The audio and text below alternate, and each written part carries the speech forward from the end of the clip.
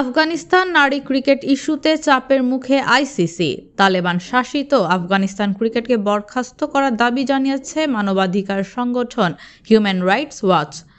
নারীদের শিক্ষা ও খেলাধুলার সুযোগ নিশ্চিতের আগ পর্যন্ত এই নিষেধাজ্ঞা বহাল রাখার কথা বলছে তারা।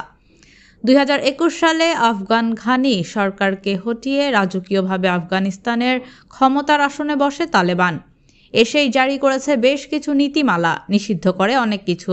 সে সময় স্থবির হয়ে পড়েছিল দেশটির ক্রিকেট।